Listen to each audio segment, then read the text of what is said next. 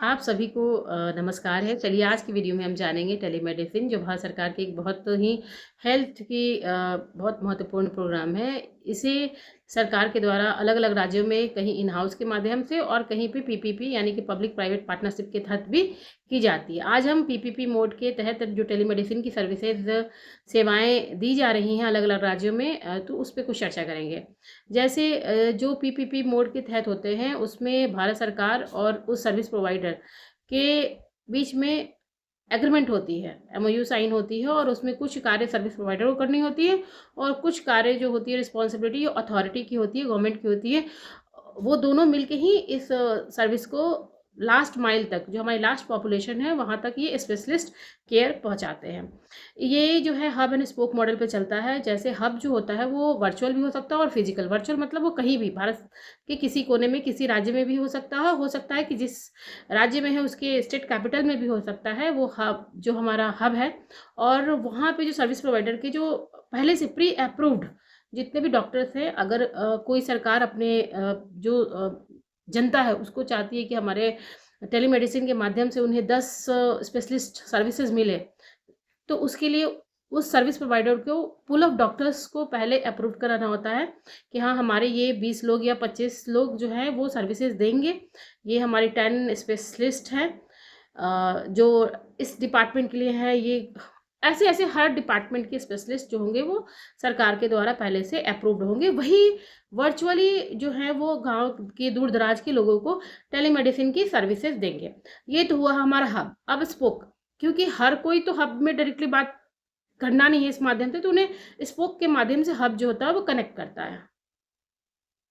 तो जैसे कि स्पोक जो है वो सीएचसी यानी कि कम्युनिटी हेल्थ सेंटर पे सरकार के द्वारा स्पोक बनाई जाती है और उसे एक टेलीमेडिसिन का कमरा, जो सीएचसी जो हमारी एग्जिस्टिंग सीएचसी है वहाँ पे एक टेलीमेडिसिन का कमरा दिया जाता है जहाँ पे सर्विस प्रोवाइडर हैं वो सेटअप करते हैं अपने टेलीमेडिसिन टेक्नीशियन, जो हमारी जीएनएम या स्टाफ नर्स होती हैं वो होती हैं, जो वाइटल मॉनिटरिंग और जो टेलीमेडिसिन किट है जिसमें ग्लूकोमीटर, स्फेग्नोमैनोमीटर, थर्मोमीटर, फिर आपको अलग अलग जो वाइटल मॉनिटरिंग है उसको चेक करने के लिए नर्सेस के पास किट होती हैं, वो चेक करती हैं। तो ये टेलीमेडिसिन सर्विसेज किसे देंगे?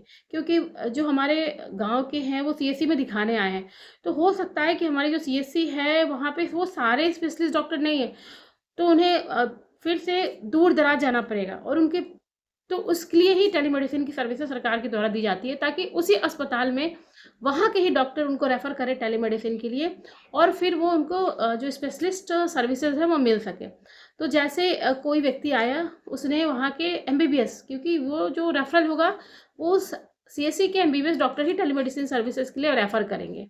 तो उन्होंने देखा कि हाँ, किसी पेडियाट्रिक का केस है या गायनोकोलॉजी का केस है या हार्ट का रिलेटेड केस है, कार्डियोलॉजी का, तो उस केस में डॉक्टर जो हैं वो सरकारी डॉक्टर उस अस्पताल के, उन्होंने सीआरएफ फॉर्म जो कि सर्विस प्रोवाइडर के द्वारा दिया गया है, जो हमारा रजिस्ट्रेशन फॉर्म है, कंसल्टेशन रजिस्ट्रेशन फॉर्म, वो फिल करेगा जिसमें उस पेशेंट का यूएचआईडी होगा, जिसे हम यूनिक हेल्थ आइडेंटिफिकेशन नंबर बोलते हैं, एज क्या है, जेंडर क्या है, उस किस गांव से है और उसे क्या दिक्कत है और उसे किस स्पेशलिस्ट से टेलीमेडिसिन की सर्विसेज देनी है, वो सब देगा। और जो टेक्नीशियन होगा वो विद इन 2 डेज उसको अपॉइंटमेंट फिक्स कर लेना है। हो सकता है कि सेम डे भी अपॉइंटमेंट मिल जाए उसको स्पेशलिस्ट केयर के लिए।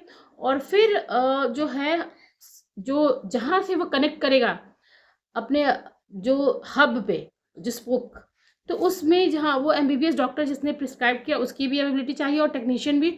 और वो जो टेलीमेडिसिन सेटअप है उसमें वो सारे रिपोर्ट्स या प्रिस्क्रिप्शन सारे अपलोड होंगे और जो डॉक्टर, जो हमारे कमांड सेंटर जिसे हम हब बोल रहे हैं, वहाँ बैठे हैं, वो सब कुछ देखेंगे और प्रिस्क्राइब करेंगे। अगर ज़रूरत होगी तो फर्दर डायग्नोस्टिक के लिए भी प्रिस्क्राइब करेंगे या उसको रेफरल भी करेंगे या फिर उसको नेक्स्ट विजिट में दवाइयाँ प्रिस्क्राइब करने के बाद उसे फॉलोअप के लिए बुलाएंगे।